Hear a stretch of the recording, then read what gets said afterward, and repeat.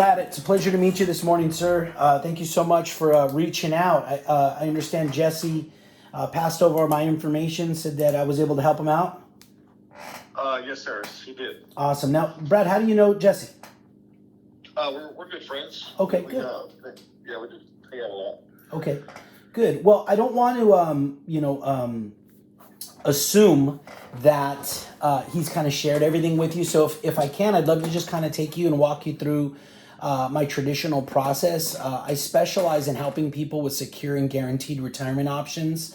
So the process is pretty simple, but before I get to that, let me share with you. My name is Mario Delgadillo. I'm out of Dallas, Texas. More specifically, a city called Prosper. It's in the north of Dallas. And really the purpose of this phone call is just to make sure I get a firm idea of what you're trying to accomplish so that I can get you that information. Obviously, give you the ability to ask any questions that you might have as well.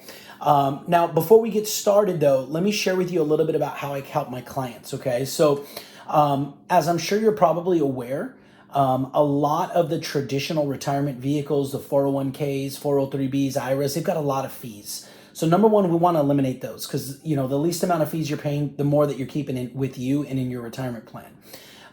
Number two is we want to mitigate and eliminate risk. And so with that being said, most of these vehicles, when the market goes up, you make money. When the market goes down, you lose. We want to eliminate that volatility altogether. Number three is to create a plan so that your money outlives you. And number four is to just preserve any principles. So whatever you put together along the way in your journey, we want to protect it. Now, what is pretty cool about working with me is that I'm an independent broker here in the state of Texas. And that means that I'm not captive to any one particular company, sir. I have no quotas. And I do not look out for the best interests of a company, right? I look for the best interests of my clients. And so essentially what that means is I always tell folks, if I worked for Fidelity, I'm going to tell you why Fidelity is the best thing around, right? It's because that's all I have to offer. So it's just not the case with me. And so what I've learned is that clients that are either entering retirement or in retirement already are just looking for safety, right? Safety and income, safety and growth, and safety and legacy. And that's really what I specialize in. So if I may, let me kind of toss the ball back to you at this point. Brad, what has you interested in learning more about some of the options that we can go through for you? So I just started a new job, and I left my former job, and I transferred what I had in my 401k to them. So it's an open range financial is my financial advisor, and I am paying quarterly fees.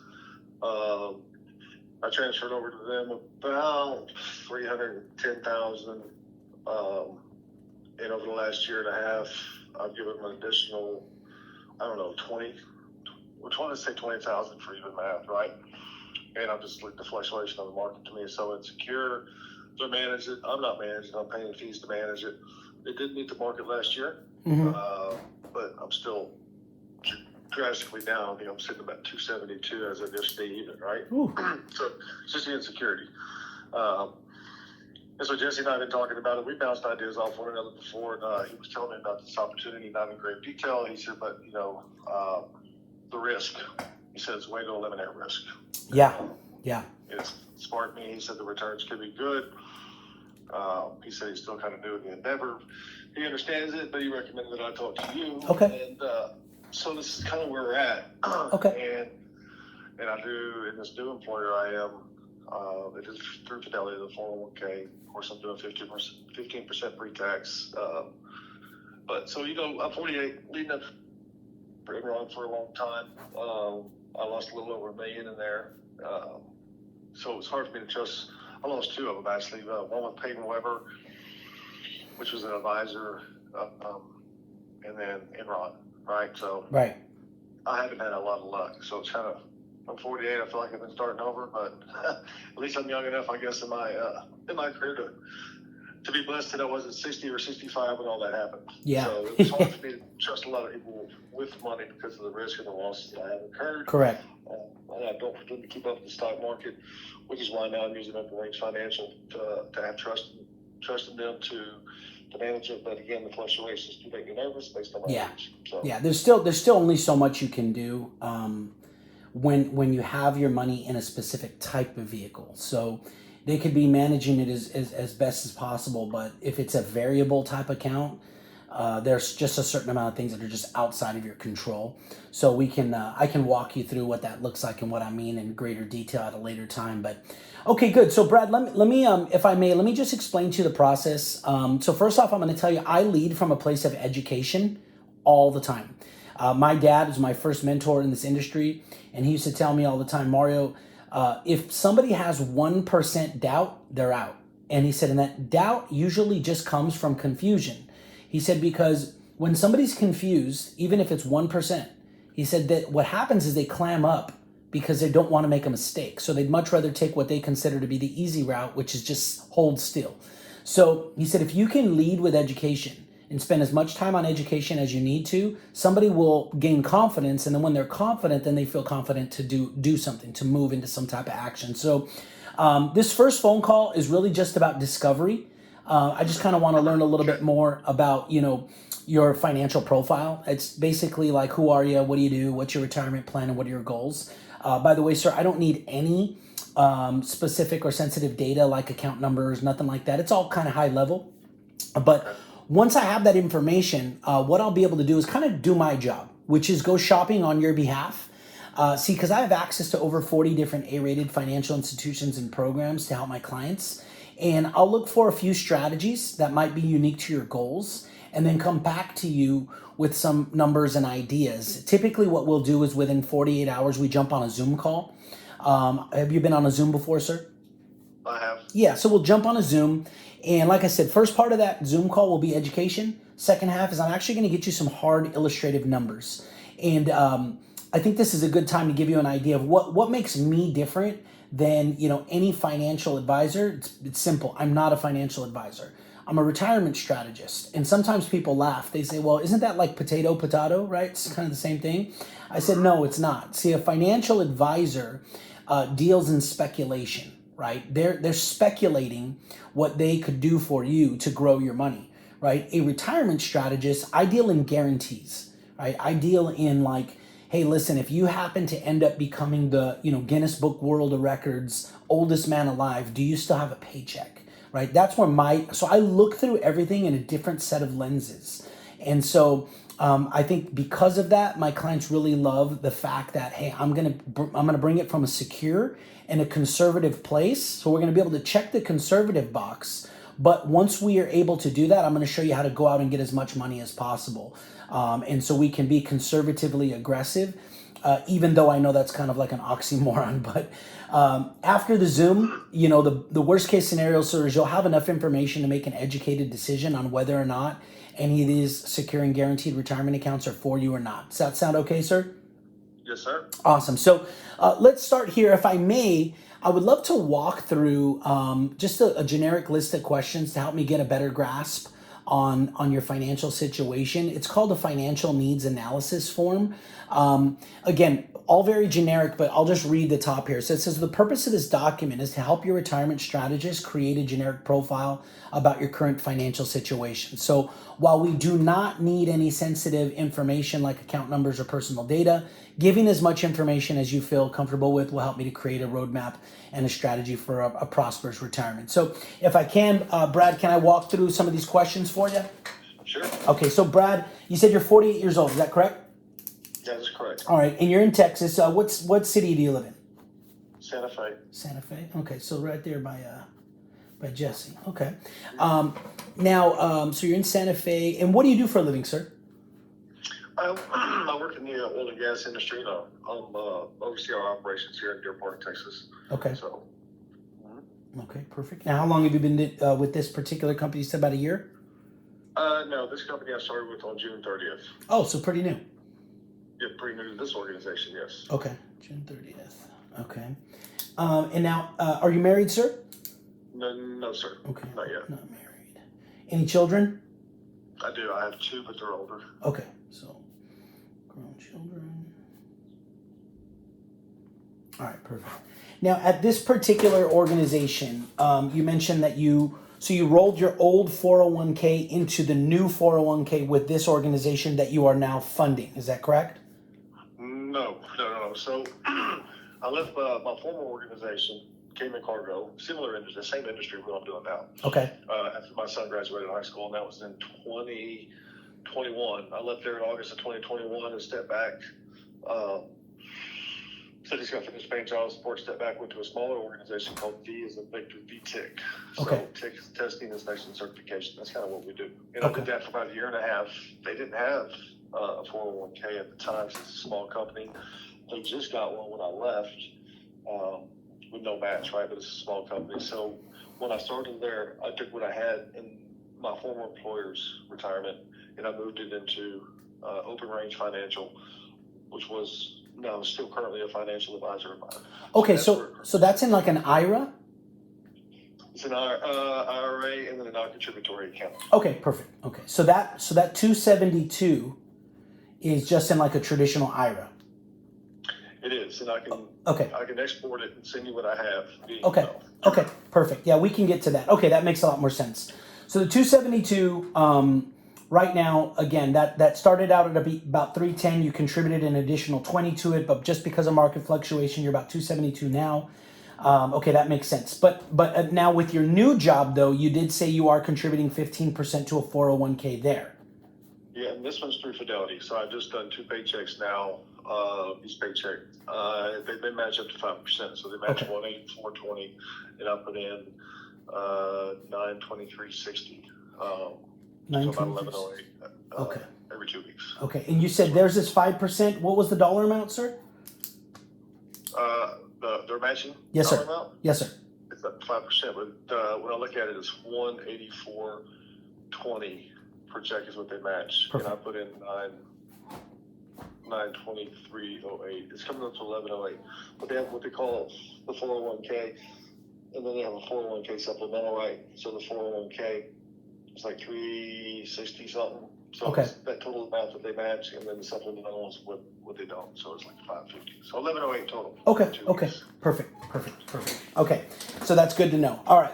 So now what I'm going to do, sir, is really quickly, I'm just going to run through a list of different accounts that people use for retirement. Some of them might not apply, but sometimes they serve as a memory jogger. So if you hear anything that you might have, just let me know. If not, that's okay. We'll just keep on moving. So old 403Bs, TSPs, TSAs, any 457, which are also known as deferred compensation accounts. We do know that you do have an IRA, a traditional IRA, and that's a 272,000. Any Roth IRAs or SEP IRAs out there? No, sir. Okay. How about any CDs or money market accounts? I do not. No, I do not anymore. No. No? Okay. Any other investments such as like stocks or crypto, gold, silver, anything like that? No, nothing in the market. I do have some real estate though, but I guess that's not considered what we're talking about an investment. We will get to that, so we can actually stop there now. So do you own the home that you're in now, or are you still paying a mortgage on that one? Your primary residence. My primary residence I just sold in June when the kids, they're on their own now, started their own lives. So that's what I was waiting on. So I just sold that. I have a 105-acre ranch in Rock Springs, Texas, that I just paid off. That's paid for. It's got a house and all that on it. But I did pay that off. And a good friend of mine, best friend of mine, we have a little company we call Acres and Acres. So we bought some land together, cash. Nice. That's a great name. Yeah, Acres and Acres. Yeah, so we bought 4 parcels of land. And we started building like custom RV spots, right? So we currently, because we did everything cash out of pocket, the property and the RV spot. So each RV spot we spent about probably $50,000 a piece on. But that's, it's covered. It's got a big storage building. It's got their own washer and dryer, their own fridge, freezer, custom coverage. One has their own fenced-in backyard, doing a big piece of property. So we rent those out for close to $1,000 a piece a month. Okay. And the 4 that we have currently built, a year and a half ago, close to 2 years, when we finished all 4 of the first 4. We had the original renters in there. And they signed another 12-month contract, so I don't think they're going to go anywhere. But they're custom. So we had that. We have another 5 acres on the water that we think we want to outfit eventually in another piece of property that we may want to put 2 more on, right? Okay. A lot of interest. Okay, so if I can piece that, like itemize that. So the 105-acre ranch that's paid off, that's separate from the 4 rentals on the land that you've developed, right? That's separate. Okay, That's so the- what would you say the value is on the 105 acres right now? Oh, 400 over it, maybe.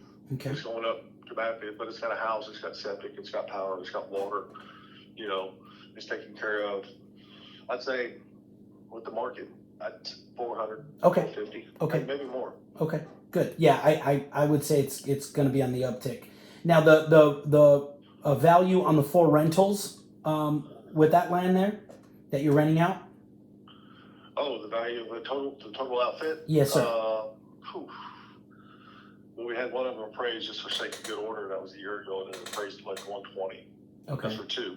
Okay. So 2 together would be 250. If okay. Probably 250. Okay, perfect. And then you said you've got 5 acres on the water. What's the value on that land? Again, this is all just kind of like stated, so just kind of giving me a better picture. I'd say now maybe 150, 200 grand. We've had offers coming in on just by mail. Those people I don't trust, and some of them go well over 6 figures. But okay, and that's guesstimate. Okay, no problem. All right, so thank you for sharing that. How about just savings in like your traditional bank? Do you have any money just in the bank in the savings account? I do, not much now, because I took a chunk of cash out and invested it with a different friend of mine who's flipping houses, and so I just gave him I think 20,000 Okay. cash, which is probably down to like 5,000 left. Okay. But Yeah. that's after my rent and everything. But once he turns a house, then I just started this with him. He goes with 20% my cash plus 20% cash on top of that. He wants to flip one every 6 months. Okay. So yeah, not a problem. Very good. Very good move. Okay, so with that being said, sir, let me kind of shift gears a little bit and let's just talk about like your monthly expenses and whatnot. So on a monthly basis, what would you say you bring in as far as net income is concerned? Like, what do you deposit after everything's paid out? They take out the money for 401ks and take out money for health. What do they deposit on a monthly basis? now after insurance and 401k, it is per paycheck is like 35, 65, so a little over 7 grand. Okay. All right. So you get paid twice a month, sir? Yes, twice. Yeah, every 2 weeks. Okay, so $71.30. And now, I know you said you're bringing in some rental income right now as well, and it looks like you said about $4,000 a month. But you have a partner, so do you guys split that, or how does that work? We put it back into our acres and acres account. Okay. So you're not taking income off of that right now? We have a small loan. No, we have a small loan on another piece of property, but we take that money, we just pay that off. Okay. Pay that loan off. But we want to use the money from RV spots to keep expanding. Okay. That's kind of Okay, good. That's awesome. So right now, are there any other sources of income other than just your regular job that you have? No. Okay. Okay. All right. So what would you say your fixed costs are? And let's just call it in your personal life, because I know it sounds like you've got some business expenses. So in your personal life, what are your fixed costs? So we're talking, mortgage note, car note, utility bills, and whatnot. Okay. Let's see. Hang on a second. Can you still hear me? Okay. Yes, sir. I can hear you just fine. Yeah, I'd say fixed costs. So I moved into a duplex, which is $1,200 a month. All right, that's one. I have a car note I bought last year. I have it deducted every 2 weeks, but it's $315, so $630. Just regular, I guess, utilities, Mm-hmm. and gas and groceries. I don't have any credit cards. I have one small loan through American Express. I think my balance on that is like $4,800. Okay. But I took that out to pay for my son's college. Son's paying for his college. Okay. And another small loan, I think, is $138.46 a month. And that was to pay all his books and stuff in college. So I think the total of that is, I think that's say about $3,000 a month then to be I'd say that's accurate. Yeah. Okay. So about 3,000. Okay. Perfect. All right. No. So 2 more categories, sir, and then I think we're good to go.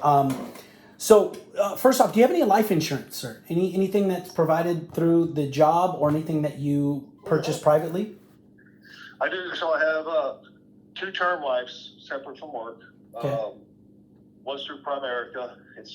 I think right now it's at $375,000. Through True Stage, that's $100,000.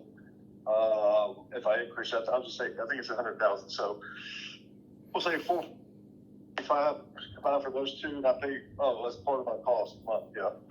So I pay this combined is $200. So combined about 200. Okay. Yeah, Primerica is $122, and True Stage is $86.50. Okay. And do you know when those terms end? Are they nearing anytime soon? No, they ain't anytime soon. I think it's through. I have to go back and look. I want to think I said it was through age 85. Okay. I think. Good. Okay. Perfect. Now, how's your health, sir? Pretty good health? Any heart problems, cancer, diabetes? No, sir. Okay. I'm a smoker, but I get checked up every year. Everything seems to be coming back excellent. Okay, so you are a smoker. Okay. How long have you been smoking, sir? I'm 48. I started smoking when I was 33. Okay. So 15 years. Okay. Perfect. And your height and weight, sir? 195, 6'1 and a half. 6'1". Okay. And any medications at all? Even if you don't take them? I have lisinopril, low dose 10 milligram, which is blood pressure medicine. Okay. Perfect. All right. Last question here for our session today. When are you intending on retiring as far as age is concerned? And I know Friday would sound really good. I always get that. Well, when do you want to retire? Friday. But well, originally before I guess made mistakes on the market and lost a few things, my target date's been 55 to 58. That was my target date. Okay. And that's based on our acres and acres business continuing to flourish, right? So that was what I was thinking. Realistically, is it possible? No, I don't know, man. Okay. I don't know. Okay. Well, here's what we'll do. I will draw some things up for you. One at 55, one at 60, and one at 65. Just so you can see kind of all 3 scenarios there. So, sir, I think I've got a pretty good picture of where you're at least initially. The next step, sir, would be for us to jump on a Zoom call. And let me grab my calendar here. I'm actually open tomorrow around the same time. Do you have any time tomorrow? Tomorrow's Wednesday. Yes, sir. Afternoon. Wednesday. Late tomorrow afternoon. Yeah, what time tomorrow afternoon would work for you? Ooh. Can I text you? Can I leave my calendar when we get done and text you? Yeah. I may be downtown. I just don't know what time it starts and ends. Okay, I can even do Thursday morning as well. So Thursday morning around this time would work, or tomorrow afternoon would do well as well. So yeah, let's go ahead and do that. I'll let you know right now. Just so you know as well, I'm in California right now. My little sister had a baby, so I came out to spend it. Oh, congratulations. Thank you, sir. I'm about to spend a week here with the family.